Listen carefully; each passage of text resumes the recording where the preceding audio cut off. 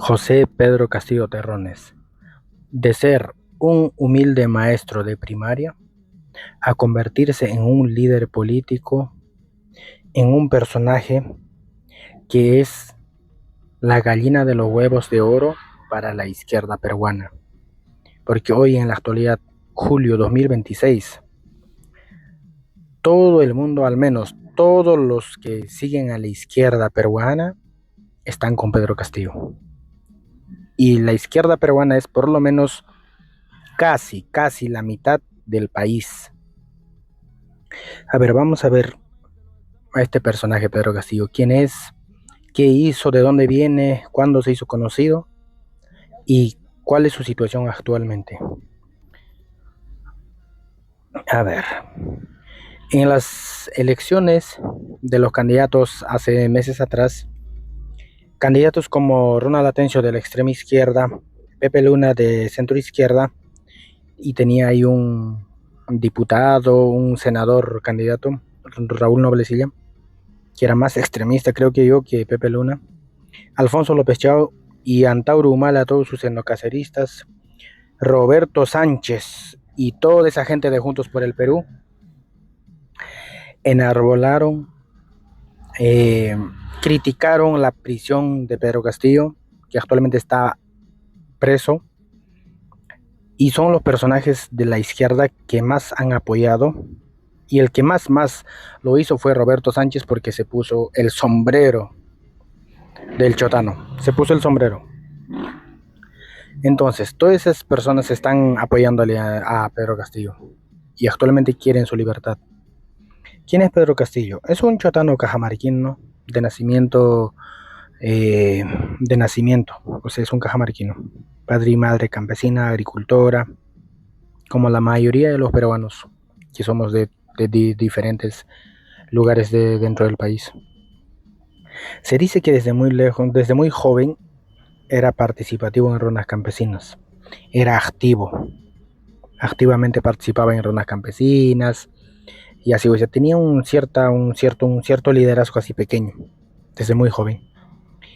Sus primeros estudios profesionales los hizo en Instituto Superior Pedagógico de Cutervo. Es una provincia de mismo Cajamarca. Y después cursó una maestría en psicología educativa en la Universidad César Vallejo, Universidad de César Acuña.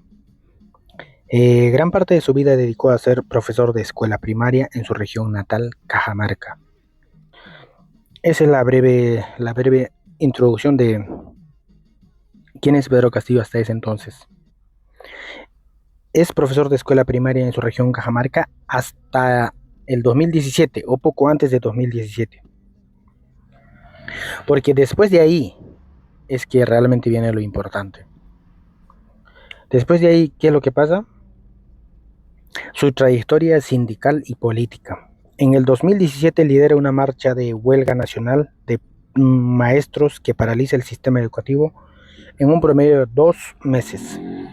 Yo creo que todo peruano de aquel tiempo que estaba en la escuela, colegio, etcétera, o algunos, o sea, o todos los padres de familia, recuerdan claramente que en ese año incluso se retrasó las vacaciones.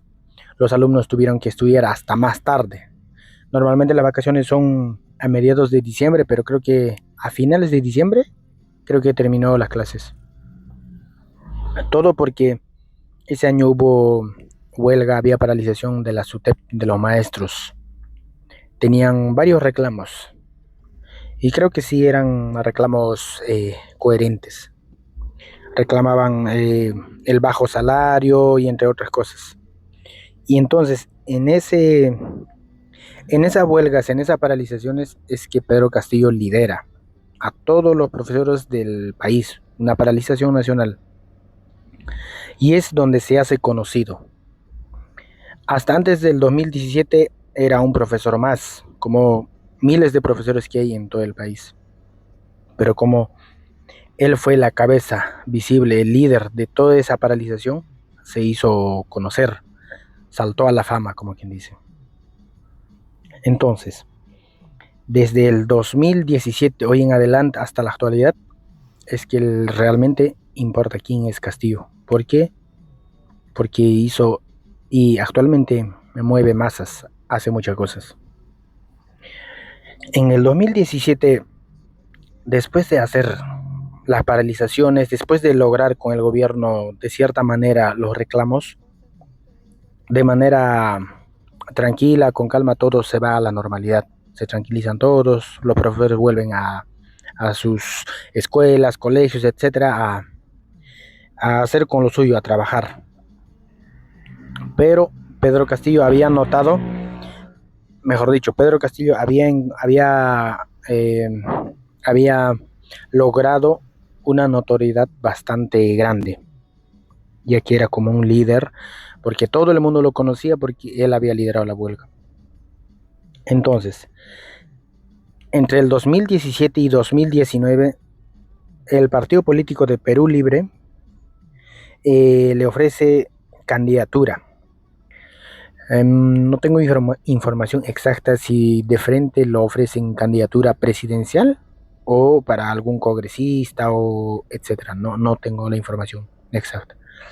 Pero entonces Pedro Castillo acepta y con el partido político Perú Libre de extrema izquierda, cuyo dueño y fundador es Vladimir Cerrón, ex gobernador de Junín, actualmente un prófugo de la justicia, lo llama a su partido, el cual el profesor Chota no acepta y empieza su candidatura cuando nadie se lo esperaba, cuando nadie esperaba que un profesor del campo de Cajamarca lograría pasar a segunda vuelta y posteriormente ganar las elecciones a una Keiko Fujimori que ya había competido esa vez, ya iba a ser la tercera vez.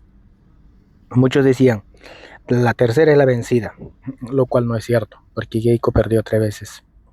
Entonces, en 2020-21, pasan a segunda vuelta Keiko Fujimori y Roberto Sánchez, Keiko Fujimori y Pedro Castillo. Y después, de pasar a la segunda vuelta, contra todo pronóstico, Pedro Castillo gana. ¿Por qué? Porque, para empezar, no dejaba el sombrero para nada. Donde sea iba con el sombrero. Era un símbolo a seguir. Era como un símbolo para el partido. Y este año actualmente también Roberto Sánchez hizo lo mismo. El sombrero no lo dejaba por ningún motivo. Entonces, ese año gana Keiko Fujimori, hace su berrinche un cierto tiempo y termina aceptando la presidencia de Pedro Castillo. Pero ¿qué es lo que pasa? Ni bien entra, pasan a suceder muchas cosas. En la casa de Zarratea, una de las cosas que me recuerdo. Hay muchas cosas y también no vamos a negar que ha habido hostigamientos, ha habido, como quien dice, no lo dejaban ni respirar. Eso es cierto. Había cierta parte de la prensa de Lima que no sé, parece que no le gustaba o no podían aceptar que un profesor del campo iba o tenía que, o sea, ¿por qué estaba ahí? Eso se notaba claramente, pero él tampoco es santo devoción de nadie porque hizo muchas cosas malas, entre ellos. Por tanto, esas cosas, y él también hizo malas cosas. El 7 de diciembre, Castillo anuncia la disolución del Congreso de la República y interviene el sistema de justicia y quiere instaurar un gobierno de excepción. Ahí es donde falla. ¿Por qué? Porque empieza a dar como un golpe de Estado, así como lo hizo Alberto Fujimori en 1991. Ahí lo malogró todo.